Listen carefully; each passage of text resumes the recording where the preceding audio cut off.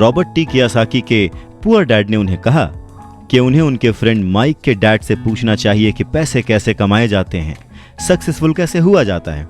तो Robert T Kiyosaki ने और उनके फ्रेंड माइक ने यह डिसाइड किया कि वो अपने रिच डैड से ये बात जरूर पूछेंगे कि अमीर कैसे बना जाए, पैसे कैसे बनाए जाएं। रॉबर्ट टी कियोसाकी ने अपने रिच डैड से पूछा कि क्या वो उन्हें पैसा बनाना सिखाएंगे। इस पर उनके रिच डैड ने एक शर्त रखी, और शर्त ये थी कि वो बच्चे उनके साथ काम करते हुए सीखेंगे, न कि क्लास में बैठकर लेक्चर सुनते हुए। उन्होंने कहा कि मेरे पास इतना वक्त नहीं है कि मैं तुम्हें क्लास में बैठकर पढ़ाऊं और जिसका तुम कोई प्रैक्टिकल इस्तेमाल ना कर सको। इस बात को सुनकर रॉबर्ट टी कियोसाकी और माइक थोड़ा सा कंफ्यूज हो गए। वो समझ नहीं पा रहे थे कि उन्हें हाँ कहना चाहिए या नहीं। उन बच्चों की कंफ्यूजन देखकर उनके डैड ने उनसे कहा, अगर जिंदगी में सक्सेस पाना चाहते हो, सफल होना चाहते हो, तो कम समय लेकर डिसाइड करना सीखो, जल्द से जल्द डिसीजन लेना सीखो। उन्होंने जल्दबाजी करने को नहीं कहा, पर हाँ, जितना कम समय हो सके उतने कम समय में सही निर्णय लेने की कला जिसको आती है वो जिंदगी में हमेशा आगे जाता है। यही उनकी सीख थी। और फिर बच्चों ने डिसाइड किया कि वो खेल छोड़कर सीखने का विकल्प चुनेंगे, काम करने का विकल्प चुनेंगे, ताकि उन्हें ये समझ में आ सके कि पैसे कैसे कमाए जा सकते हैं। बस फिर क्या था, बच्चे अगले ही दिन अपने रिच डैड के पास पहुंच गए। उनके रिच डैड ने उन बच्चों को एक शॉप पर सफाई का काम दिया।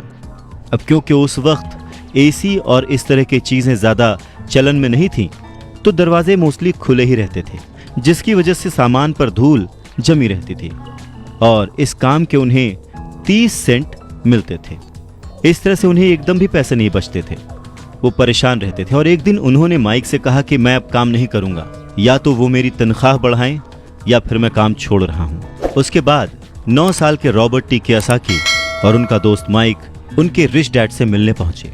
रिच डैड के सामने बैठते ही माइक बुरी तरह से रो पड़े और उन्होंने कहा, डैड, आपने कहा था कि अगर मैं आपके लिए काम करूंगा तो आप मुझे पैसा कमाना सिखाएंगे। अपनी तरफ से मैंने पूरी तरह से, पूरी ईमानदारी से काम किया है, कड़ी मेहनत की है। इस काम के लिए मैंने अपनी खेल तक की कुर्बानी दे दी और अब आप अपने वादे से मुकर रहे हैं। आपने मुझे कुछ भी नहीं सिखाया। लोग आपको लालची कहते हैं, जो सिर्फ पैसे कमाना चाहता है पर अपने साथ काम करने वालों का बिल्कुल भी ध्यान नहीं रखता। मैं एक छोटा सा बच्चा हूं और आपको मेरे साथ ऐसा बर्ताव नहीं करना चाहिए था। रॉबर्ट टी कियोसाकी के डैड ने कहा, पर मैं तो तुम्हें काम सिखा रहा हूं। रॉबर्ट टी कियोसाकी कहते हैं कि उस वक्त वो गुस्से में थे, तो उन्होंने पूछा, नहीं, आप मुझे कुछ नहीं सिखा रहे, बताइए आपने मुझे क्या सिखाया। कुछ भी नहीं। आपसे सीखने के लिए मैं बस चंद सिक्कों में काम करने के लिए तैयार हो गया और उसके बाद तो आपने मुझसे बात तक नहीं की। मैं आपकी शिकायत सरकार से करूंगा। हमारे देश में भी बाल श्रम कानून है, आप तो जानते ही हैं। मेरे पुअर डैड सरकार के लिए काम करते हैं। इस बात को सुनकर उनके रिच डैड ने कहा, शाबाश, अब तुम उन लोगों की तरह बोल रहे हो जो कभी मेरे लिए काम करते थे। या तो मैंने उन्हें नौकरी से निकाल दिया या फिर उन्होंने खुद ही नौकरी छोड़ दी। रही बात तुम्हें कुछ सिखाने की, कौन कहता है कि मैंने तुम्हें कुछ नहीं सिखाया।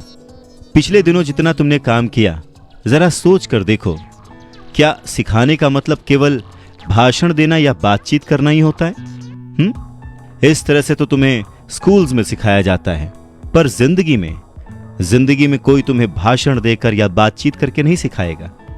तुम्हें उस दौर से गुजरना पड़ेगा, कठिनाइयों से जूझना पड़ेगा, अपना रास्ता खुद ढूंढना पड़ेगा और फिर जिंदगी तुम्हें सबक सिखाएगी, तुम्हें और बेहतर इंसान बनाएगी। सच ही तो है, जिंदगी के तमाम मोड़ आते हैं, ऐसे मकाम आते हैं जिन पर हमें धक्का लगता है, ठोकरें लगती।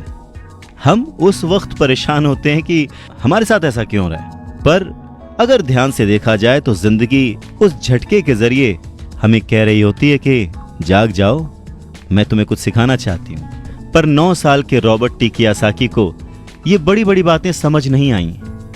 तब उनके रिच डैड ने एक बार फिर से कहना शुरू किया, अगर जिंदगी तुम्हें कोई सबक सिखाए तो तुम्हें उससे सीखना चाहिए, क्योंकि अगर तुम उससे वो सबक नहीं सीखते तो पूरी जिंदगी, तुम्हारी ये जिंदगी लगातार तुम्हें धक्के देती रहेगी। अपनी जॉब में रहते हुए तुम अगर उसकी मुसीबतों से सबक लोगे, सीखोगे, तो तुम एक समझदार, अमीर और सुखी इंसान बन सकते हो। पर अगर तुम ये नहीं सीखते तो जिंदगी भर अपनी प्रॉब्लम्स के लिए अपनी नौकरी, कम सैलरी या फिर अपने बॉस को कोसते रहोगे और हमेशा उम्मीद करते रहोगे कि कोई और आए, तुम्हारी सैलरी बढ़ाए और तुम्हें सुख दे, जो कि पॉसिबल नहीं है। किसी दूसरे को बदलने से ज्यादा अच्छा और आसान है खुद को बदलना।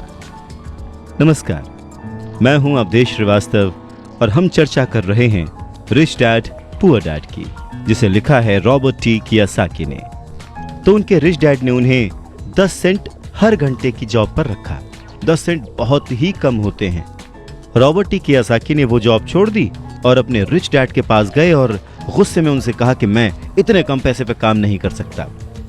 ये बात सुनकर उनके रिच डैड ने कहा, मुझे खुशी है कि तुम 10 सेंट पर काम करने के लिए असंतुष्ट हो। अगर तुम गुस्सा होकर मेरे पास नहीं आते तो मैं कभी भी तुम्हें पैसा बनाने की कला नहीं सिखाता। इस बात से यह साबित होता है कि तुम पैसा कमाना सीखना चाहते हो। रॉबर्ट टी कियोसाकी अपने डैड की बात बहुत ध्यान से सुन रहे थे। उनके डैड ने कहना जारी रखा, तुम्हें पता है कि गरीबी पैसों की नहीं, मन की होती है। इंसान पूरी जिंदगी डरते डरते सिर्फ पैसे के लिए ही काम करता रहता है। मैं कभी नहीं कहूंगा कि तुम पैसे के लिए काम करो। तुम्हें ऐसा काम करना चाहिए कि तुम्हारा पैसा तुम्हारे लिए काम करे। लोग कहते हैं कि मैं समस्या की जड़ हूं, मैं उन्हें कम पैसे देता हूं, पर सच तो ये है कि लोग उसी वेतन में काम करते रहना चाहते हैं। वो अपने आप से नहीं पूछते कि वो क्यों उतने कम पैसे में काम कर रहे हैं। पर अगर वो लोग या तुम इसी तरीके से सोचते रहे कि समस्या की जड़ मैं हूं, तो जिंदगी भर न वो लोग कुछ सीख पाएंगे न तुम कुछ सीख पाओगे। आसान क्या है, मुझे बदलना या फिर खुद को बदलना और अपने आप को इस लायक बनाना कि आप उससे अच्छा काम सीख पाएं। अगर तुम पैसे के लिए काम करना सीखना चाहते हो तो स्कूल में ही रहो। यह सीखने के लिए उससे बढ़िया जगह कोई और है नहीं। परंतु अगर तुम ये सीखना चाहते हो कि पैसा तुम्हारे लिए किस तरह से काम करे, तो मैं तुम्हारा रिच डैड तुम्हें यह सिखा सकता हूं। पर यह तभी संभव होगा, तभी पॉसिबल होगा जब ये तुम खुद सीखना चाहो। तो तुम सीखने के लिए तैयार हो? रॉबर्ट टी कियोसाकी ने हाँ में सर हिलाया और फिर रिच डैड ने कहना शुरू किया, देखो बच्चे, जैसे मैंने कहा, सीखने के लिए बहुत कुछ है। पैसे से अपने लिए काम कैसे करवाया जाए, ये जिंदगी भर चलने वाली पढ़ाई है। मैं पहले से ही जानता हूं कि मेरी धन संबंधी पढ़ाई जीवन भर चलेगी और इसकी वजह यह है कि मैं जितना ज्यादा जान लेता हूं, उससे भी ज्यादा जानने की मेरी इच्छा बढ़ती चली जाती है। बहुत ही कम लोगों को इस बात का एहसास होता है कि असली समस्या पैसे की नहीं है। असली समस्या, असली प्रॉब्लम नॉलेज की है, सोच की है। तो क्या तुम्हारे अंदर सीखने की उतनी ही इच्छा है जितना पहले थी? इस पर रॉबर्ट टी कियोसाकी ने कहा, हाँ बिल्कुल, मैं दूसरे लोगों की तरह थोड़े हूं, मैं सीखना चाहता हूं। तब रिच डैड ने कहना शुरू किया, ठीक है, तो कल से तुम फिर वापस काम पर जाओ, पर इस बार मैं तुम्हें कोई तनख्वाह नहीं दूंगा। तुम्हारी तनख्वाह बंद। तुम हर शनिवार 3 घंटे उसी तरह काम करोगे, लेकिन इस बार तुम्हें 10 सेंट प्रति घंटे के हिसाब से सैलरी नहीं मिलेगी। तुमने तो कहा है कि तुम पैसे के लिए काम करना नहीं सीखना चाहते, इसलिए मैं तुम्हें बदले में कुछ भी नहीं दूंगा।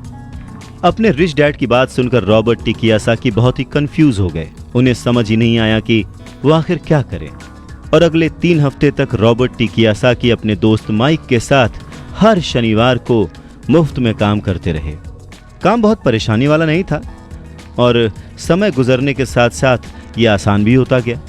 पर उन्हें अफसोस था तो अपने छूटे हुए बेसबॉल गेम्स और कॉमिक्स का, क्योंकि वो अब उसका मज़ा नहीं ले सकते थे और साथ ही उन्हें कुछ पैसे भी नहीं मिल रहे थे।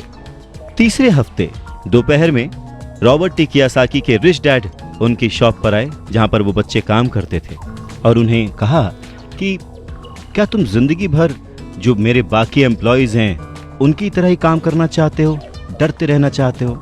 मुझे लगता है कि मुझे तुम्हारी सैलरी बढ़ा देनी चाहिए, 25 सेंट्स पर आवर। ये सुनकर वो दोनों मन ही मन खुश हो गए, पर उन्होंने सामने कुछ नहीं कहा, वो चुप रहे। रिच डैड ने थोड़ी देर देखा और कहा कि चलो अच्छा, तुम इतने पे खुश नहीं हो, मैं तुम्हारी सैलरी $1 पर आवर कर देता हूँ। $1 पर आवर उस समय के हिसाब से कह सकते हैं कि देश का सबसे अमीर बच्चा भी जो होगा वो भी नहीं कमाता होगा। वो थोड़ी देर चुप रहे और फिर उन्होंने कहा कि अच्छा चलो ठीक है, मैं तुम्हारी सैलरी $5 पर आवर कर देता हूँ। ये सैलरी सुनकर उनका मन बार बार कह रहा था कि मान लो, इससे क्या नहीं खरीदा जा सकता, ढेर सारी कॉमिक्स, ढेर सारी साइकिल्स वगैरह वगैरह। पर वो चुप रहे। उन बच्चों को चुप देख उनके रिच डैड ने कहा, मुझे अच्छा लगा कि तुम लोगों ने लालच नहीं किया, जल्दबाजी नहीं दिखाई, और मैं ये देख सकता हूं कि तुम अगर इसी तरह मन लगाकर सीखते रहे तो फ्यूचर में पैसे से जुड़ी किसी भी बात के लिए तुम जल्दबाजी में डिसीजन नहीं लोगे।